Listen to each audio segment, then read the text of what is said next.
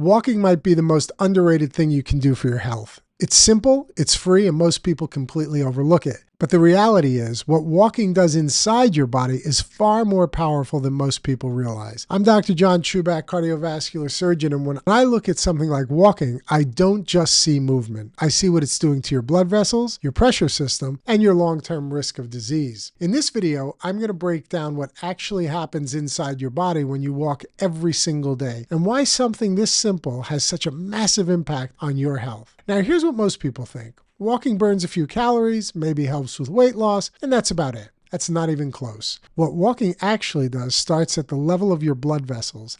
Every step you take creates a rhythmic contraction in your muscles, and that contraction pushes blood through your veins and improves your circulation. But more importantly, it improves the health of the inner lining of your blood vessels, what we call the endothelium. And that matters. That matters a lot because your endothelium controls how your vessels expand, contract, and respond to stress. When the endothelium is functioning well, your arteries stay flexible, your blood pressure improves, and your overall cardiovascular risk goes down. This is not theoretical. Large-scale studies have shown that people who walk regularly have significantly lower rates of heart disease and cardiovascular death, something that has been consistently demonstrated in research across cardiology and preventive health studies. But it doesn't stop there. Walking has a direct effect on your blood pressure, and this is critical because high blood pressure damages your vessels slowly over time. It's one of the biggest drivers of heart attacks, strokes, and kidney disease. What we see clinically is that regular walking can reduce systolic blood pressure by a few points. That might not sound like a lot, but across a population, that translates into a significant reduction in major cardiovascular events. Now let's talk about blood sugar. Every time you walk, your muscles pull glucose out of your bloodstream, and they can do that even without relying entirely on insulin. That means walking, especially after meals, can significantly reduce blood sugar spikes. Over time, that improves insulin sensitivity, reduces metabolic stress, and lowers your risk of developing type 2 diabetes. This is one of the most powerful and underused tools in metabolic health. Walking also has a major impact on your organs. Your kidneys benefit indirectly because lower blood pressure reduces stress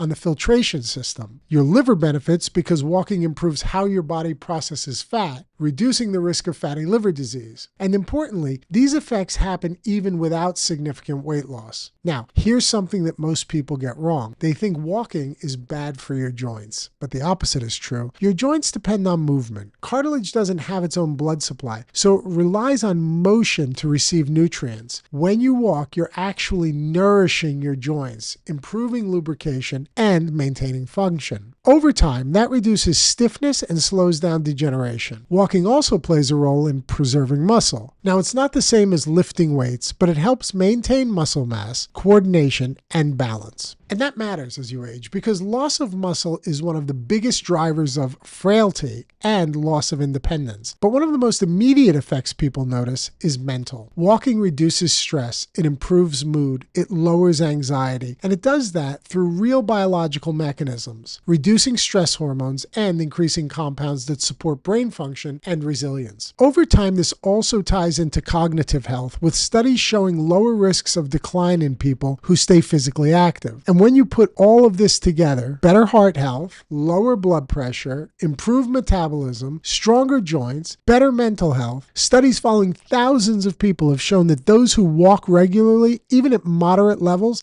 have significantly lower mortality rates compared to those who are sedentary. Now, here's the key question. How much do you actually need? Because people assume more is always better, but that's not necessarily true. The data actually suggests that the biggest benefits happen somewhere around 7,000 to 10,000 steps per day. That's where the curve starts to level off. You don't need extreme numbers. You need consistency, and that's the part that most people miss. One good walk doesn't change your health, but repeated daily movement definitely does. So if you're starting from zero, start small. Add one short walk a day. Build the habit, then increase gradually. Walking after meals is particularly effective for blood sugar control, and the pace should be enough that you're slightly out of breath but still able to talk while walking. Walking is not complicated, but it's powerful. And when you understand what it's doing inside your body, you can stop underestimating it.